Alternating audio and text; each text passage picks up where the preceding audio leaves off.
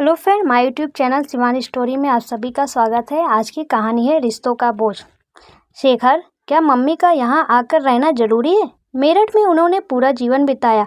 अब इस उम्र में वहाँ उनका अपना एक दायरा है और महेश भी तो है ना वहाँ उनकी देखभाल के लिए। महेश, रिया वो सिर्फ एक नौकर है। पापा के देहांत के बाद मम्मी कितनी अकेली हो गई हैं।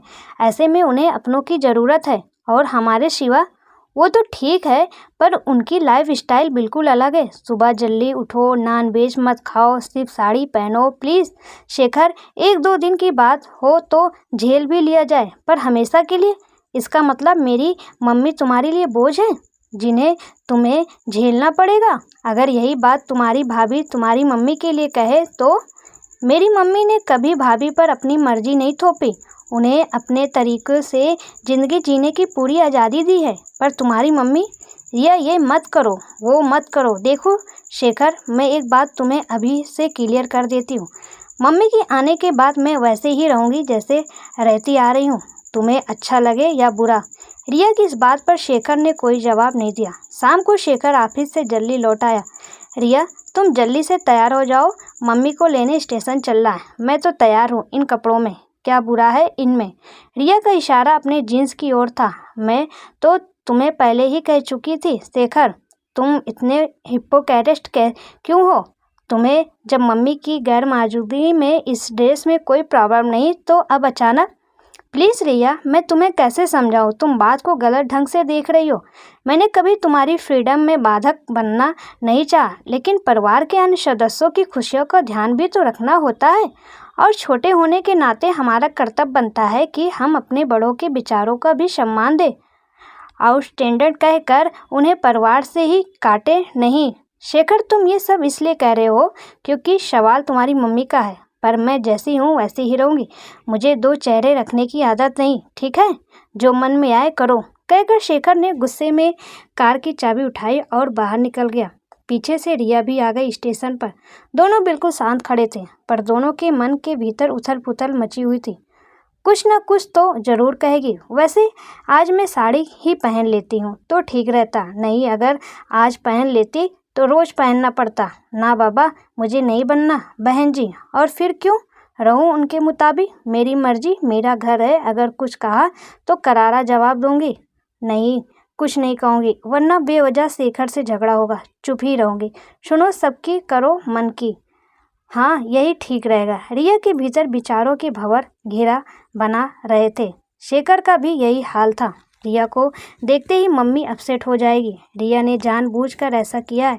वो क्यों नहीं समझती कि शेखर के विचार श्रृंखला को ट्रेन की सीटी की आवाज़ ने तोड़ दिया। ट्रेन से उतरने पर रिया ने जब कमला जी के पाँव छुए तो शेखर का पूरा ध्यान उनके चेहरे के आते जाते रंगों पर था, पर अपेक्षा से बिल्कुल विपरीत। उन्होंने कुछ नहीं कहा। अगले दिन सुबह सुबह किचन में खटर पटर की आवाज़ सुनकर रिया की आँख खुली। क्या ढूंढ रही हैं आप? रिया, चीनी और चाय पत्ती का डिब्बा नहीं मिल रहा है इतनी सुबह? मम्मी, अभी तो सिर्फ 6 बजे हैं। सुबह हो चुकी है बेटा, देर से उठना अच्छा नहीं है। तुम देर से उठोगी तो शेखर भी देर से उठेगा। कितना वजन बढ़ गया है उसका। मोटापा अपने साथ ढेरों बीमारियां भी लाता है। अब जाकर उसे उठाओ। उफ, कितनी बोलती हैं सुबह सुबह, अभी से इतना भाषण, पता नहीं आगे क्या होगा। रिया रैक से चीनी का डिब्बा उतारते हुए सोचने लगी। डिब्बा मुझे दे दो, तुम शेखर को उठाओ। उठो शेखर। रिया ने शेखर को इतनी तेजी से झकझोरा कि शेखर हड़बड़ा गया। क्या हुआ, ये तुम अपनी मम्मी से पूछो। रिया बेटा, इधर तो आओ। ओह गॉड, तुम्हारी मम्मी का एक पल सांस भी लेती हैं या नहीं? चलो तुम उठो, नहीं तो थोड़ी देर में आवाज़ लगा लगा कर सारी कॉलोनी को जगा देंगी। रिया और शेखर कमरे से बाहर आ गए। रिया, शेखर टिफ़िन में क्या लेकर जाएगा? मैं तैयारी शुरू कर देती हूँ। शेखर ऑफिस लेकर नहीं जाते, ऑफिस में ही कुछ मंगा कर खा लेते हैं। क्यों शेखर, ये शौक कब से लगा लिया? रोज़ बाहर का खाना? क्या करूँ, ऑफिस 9 बजे निकलना होता है। काम वाली बाई तब तक आती नहीं। बाई? रिया ने जॉब कर ली है? नहीं नहीं, वो मुझसे खाना अच्छा नहीं बनता। वैसे भी मुझे कुकिंग में कोई दिलचस्पी नहीं है। रिया ने सफाई दी। कोई बात नहीं, मैं तुम्हें खाना बनाना सिखा दूंगी। और कमला जी उठकर किचन में चली गई। देखो शेखर, अपनी मम्मी को समझा दो, मुझे कुछ भी सीखना नहीं है। मैं जितना जानती हूँ मेरे लिए उतना ही काफ़ी है। तुम मुझे ऑफिस जाते हुए संजना के घर ड्रॉप कर देना। तुम्हारा दिमाग तो ठीक है? मम्मी को कैसा लगेगा तुम घर पे ही रहो? शेखर, तुम मुझसे ऐसे कैसे बात कर रहे हो? देखो, मम्मी ने आते ही अपनी हुकूमत चलानी शुरू कर दी है। अगर तुम घर में शांति चाहते हो तो मेरा तुम्हारी मम्मी से दूर रहना ही ठीक है, वरना फिर तुम ही कहोगे कि मैंने तुम्हारी मम्मी को इंसल्ट। आगे कुछ कहने की ज़रूरत नहीं है, तुम्हें जहाँ जाना है जाओ, शेखर ने झुंझलाकर कहा और निकल गया।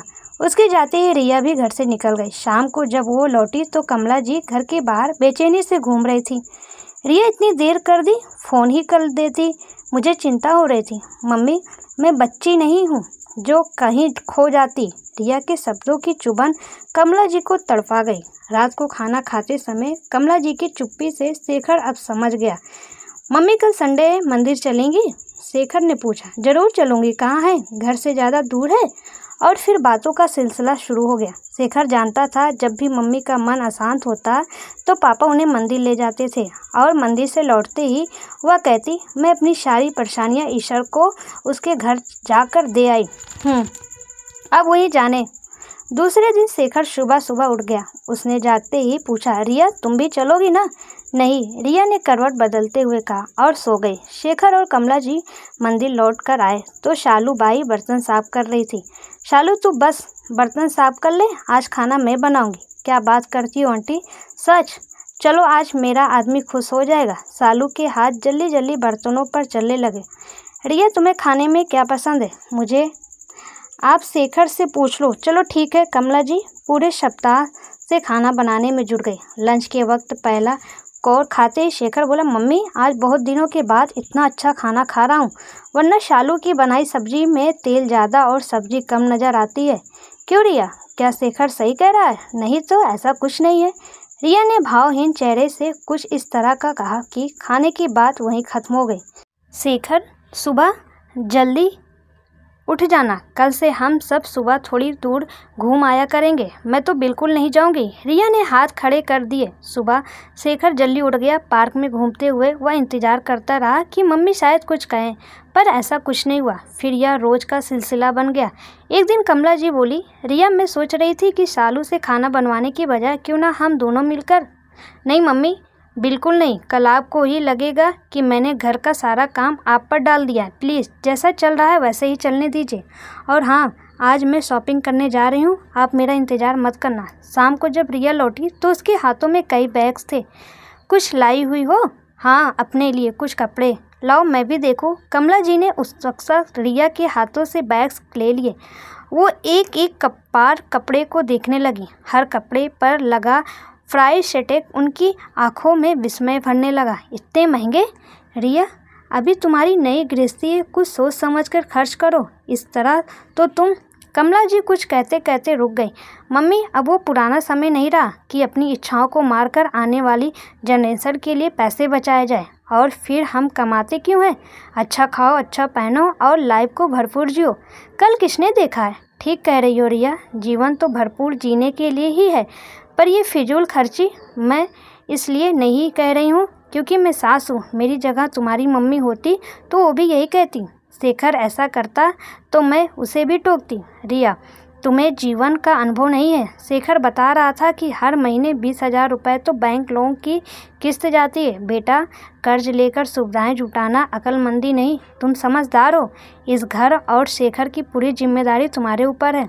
जैसा चाहोगी वैसा ही तुम्हारा घर बनेगा। फिर बुरे वक्त के लिए भी कुछ पैसे हमेशा पास में होने चाहिए। तो आप चाहती हैं कि हमारा बुरा वक्त आए? रिया का यह विषवाड़ कमला जी के मन में धंस गया। ऑफिस से लौटकर आने के बाद अपनी माँ की नम आंखों को देखकर शेखर भाप गया कि आज घर में ज़रूर कुछ हुआ है।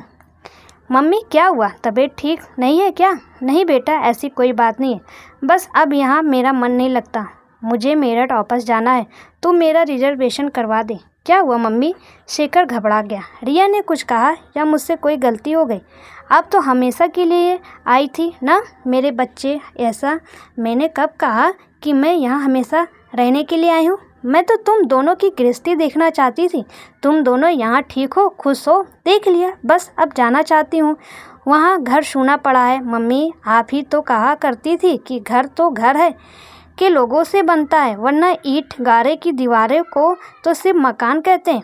मम्मी वहाँ कौन है? आप कहीं नहीं जाएंगी। शेखर की आवाज़ अपराध बोध से थरथरा गई। वो खुद को बहुत असहाय महसूस कर रहा था। जिस माँ ने जीवन भर उस पर अपनी ममता लुटाई, आज उसी माँ का वह ख्याल नहीं रख पाया। उसका मन कर रहा था कि वो चीख चीख कर रिया से लड़े, लेकिन उससे भी क्या हासिल होगा। तू परेशान मत हो शेखर, मैं 1-2 महीने में फिर आ जाऊंगी। सच? हाँ बेटा। कमला जी ने शेखर के सिर पर हाथ फेरा। उनकी जिद के कारण शेखर ने रिजर्वेशन करवा दिया। रिया, तुमने मम्मी से क्या कहा? मैं क्यों कुछ कहूँगी, पर मैं उनके इशारों पर अपनी ज़िंदगी नहीं चलाऊंगी। शेखर, हम बच्चे नहीं हैं क्या? हम अपना भला बुरा नहीं समझते? फिर क्यों मम्मी हमेशा ये प्रूव करने में लगी रहती हैं कि मैं मैच्योर नहीं हूँ? उनका हर मामले में दखल अंदाजी करने का नेचर ही सारी समस्या का जड़ है, और इस उम्र उनका हैंडल करना बहुत ही मुश्किल है। बस करो रिया, प्रॉब्लम तुमने है। तुम सिर्फ और सिर्फ अपने बारे में सोचती हो। तुम कभी ये नहीं मानती कि तुमसे कभी गलती हो सकती है। तुम्हारा यही ईगो तुम्हें। शेखर आगे कुछ कहता, उससे पहले ही कमला जी की आवाज़ ने उसे चुप करा दिया। शेखर, रिया की भाभी का फ़ोन है। रिया ने तुरंत कमरे से बाहर निकलकर फ़ोन उठा लिया। रिया, कब से तुम्हारा मोबाइल ट्राई कर रही हूँ। खैर, मैंने तुम्हें ये बताने के लिए फ़ोन किया है कि मैं और तुम्हारे भैया 2 दिन बाद दुबई जा रहे हैं। बधाई हो भाभी। कितने दिनों के लिए जा रही हो आप? लो, मम्मी का ध्यान रखना। मम्मी, वो हमारे साथ नहीं जा रही हैं। उनकी कंपनी किस किस का खर्च उठाएगी? मम्मी यहीं रहेगी। उनके लिए मैंने एक नौकरानी का इंतज़ाम कर दिया है। ये कैसे हो सकता है भाभी? रिया, अब तो निर्णय हो चुका है, और हम भी कब तक उन्हें अपने साथ बांधे घूमेंगे? वैसे भी हमें 2 साल बाद तो वापस इंडिया आना ही है। 2 साल? अब भाभी, रिया, मैं तुमसे बाद में बात करती हूँ। दरवाजे पर कोई है। फ़ोन काट दिया। पर रिया बुत बनी फ़ोन को हाथ में लिए खड़ी रही। क्या हुआ रिया? अभी तो तुम भाभी को बधाई दे रही थी, और अब? शेखर भैया भाभी दुबई जा रहे हैं और मम्मी अकेले रहेंगी। ये कैसे हो सकता है रिया? अभी 2 महीने पहले ही तो उन्हें हार्ट अटैक हुआ था। उन्हें तो बहुत केयर की ज़रूरत है। यही तो मुझे भैया पर बहुत गुस्सा आ रहा है। भाभी को छोड़ो, पर भैया को तो मम्मी का ख्याल होना चाहिए। मम्मी अकेले कैसे रहेगी? रिया रुहासी हो गई। रिया, तुम्हारी मम्मी अकेले कहाँ है? तुम रहोगी ना उनके साथ? शेखर, तुम कल ही पुणे जाकर रिया की मम्मी को ले आओ यहाँ। रिया भौचक्की रह गई। और नहीं तो क्या, वो यहीं रहेंगी तुम दोनों के पास। रिया, जब तुम छोटी थी और तुम्हें उनकी ज़रूरत थी तो वो तुम्हारे पास थी। आज उन्हें बच्चों की ज़रूरत है तो तुम्हें उनके साथ होना चाहिए। क्यों शेखर? हाँ मम्मी, आप बिल्कुल ठीक कह रही हैं। मैं कल ही मम्मी को लेने जाता हूँ। भैया के वापस आने तक वो हमारे पास ही रहेंगी। रिया अपनी धुंधली आंखों से कभी शेखर को तो कभी कमला जी को देख रही थी। जो रिश्ता उनके लिए बोझ से ज़्यादा कुछ नहीं था, आज उसी रिश्ते ने उसके आंसुओं को अपनी हथेली पर ले लिया था। उसका मन आत्मग्लानि से भर उठा। मम्मी, शेखर मेरी मम्मी को तभी लेने जाएंगे जब आप वादा करेंगे कि आप अब हमेशा हमारे साथ रहेंगी। हमारे साथ नहीं, बल्कि हम आपके साथ रहेंगे, क्योंकि ये घर आपका है और हम। रिया आगे कुछ नहीं कह पाई और रोने लगी। मेरी बच्ची, हम सब हमेशा साथ रहेंगे। उन्होंने रिया को गले से लगा लिया।